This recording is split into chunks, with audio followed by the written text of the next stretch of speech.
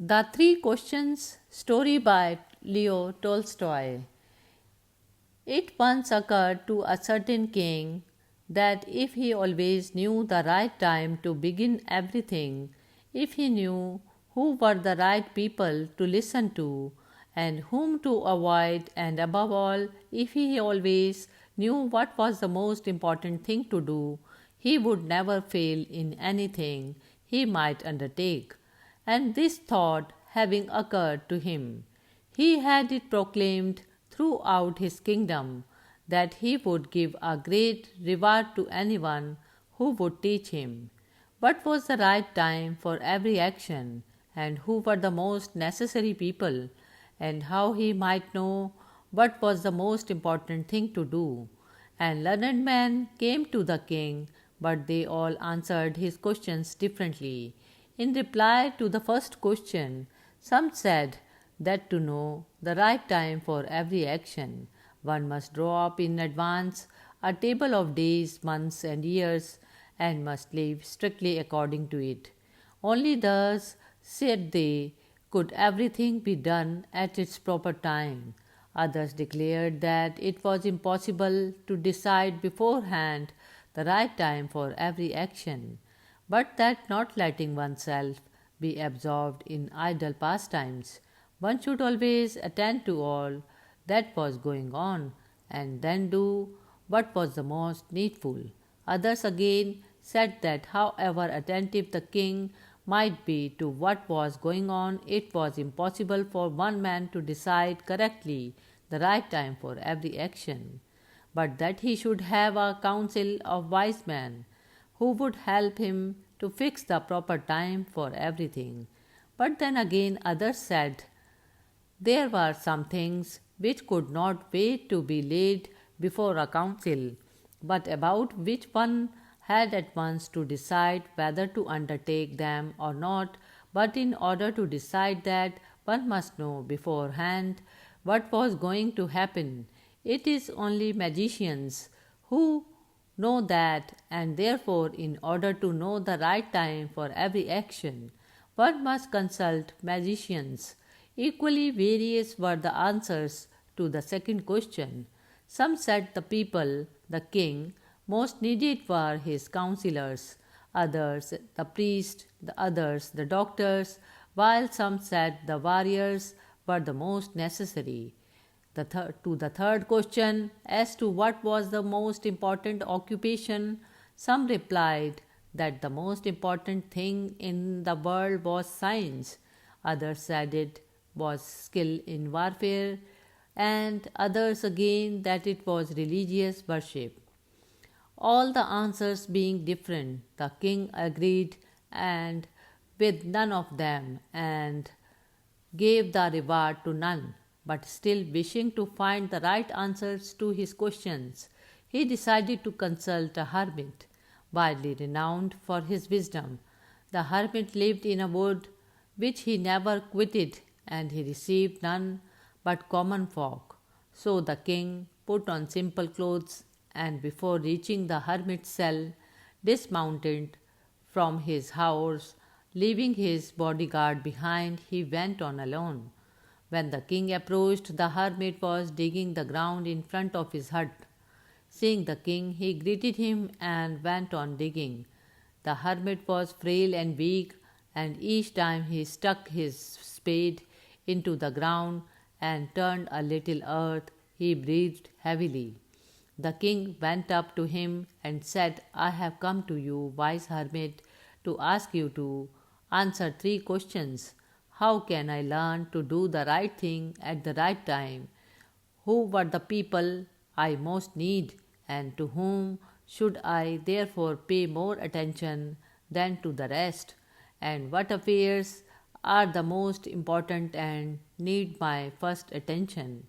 The hermit listened to the king, but answered nothing. He just spat on his hand and recommenced digging. You are tired, said the king.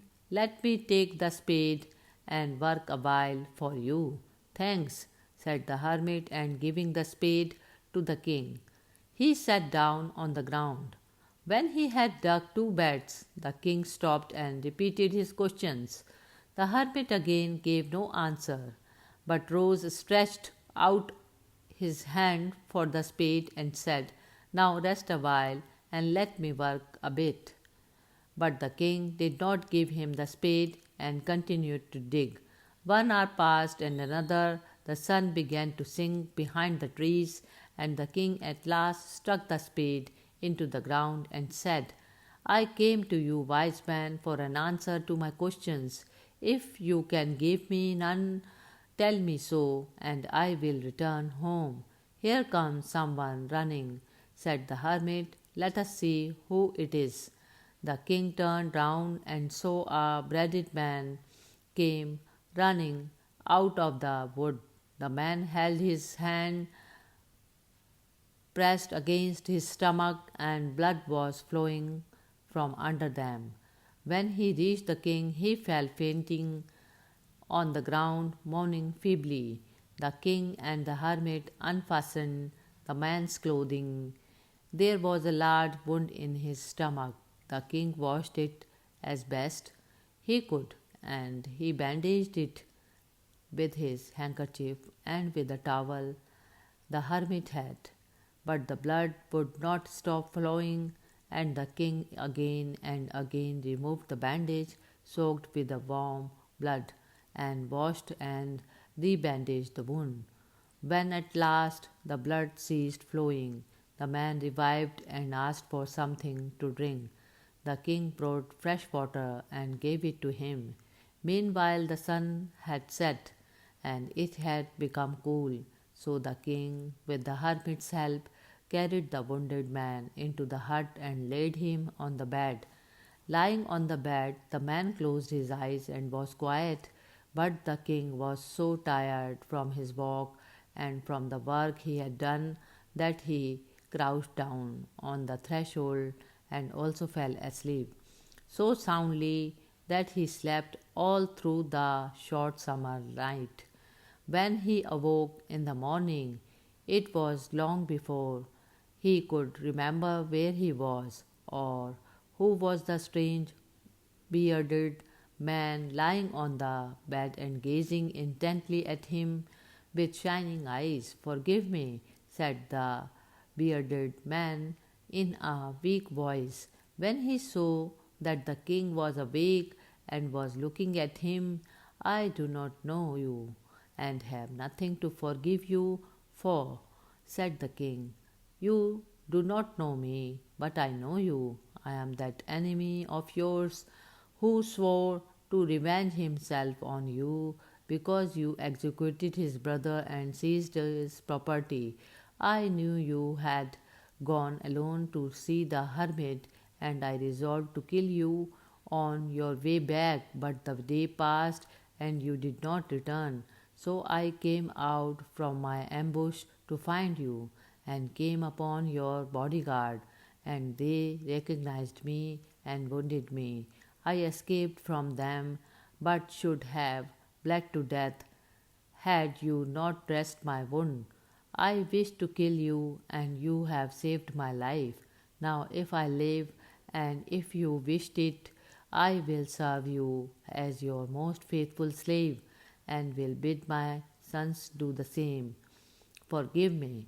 The king was very glad to have made peace with his enemy so easily, and to have gained him for a friend, and he not only forgave him, but said he would send his servants and his own physician to attend him, and promised to restore his property. Having taken leave of the wounded man, the king went out into the porch and looked around for the hermit. Before going away, he wished once more to beg an answer to the questions he had put. The hermit was outside on his knees, sowing seeds in the beds that had been dug the day before. The king approached him and said, "For the last time, I pray you to answer my questions, wise man." "You have already been answered," said the hermit, still crouching on his thin legs and looking up at the king, who stood before him. How answered, "What do you mean?" asked the king. "Do you not see?" replied the hermit.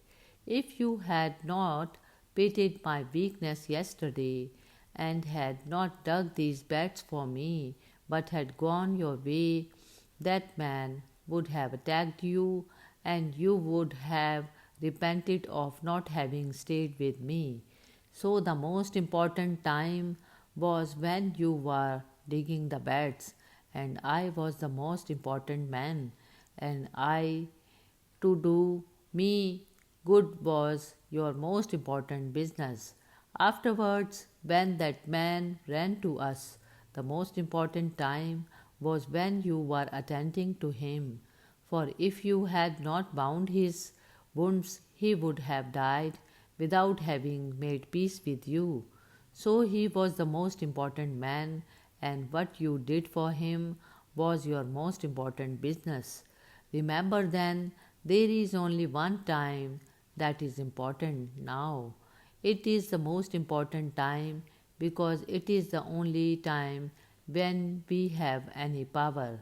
The most necessary person is the one with whom you are, for no man knows whether he will ever have dealings with anyone else, and the most important affair is to do that person good, because for that purpose alone was man sent into this life.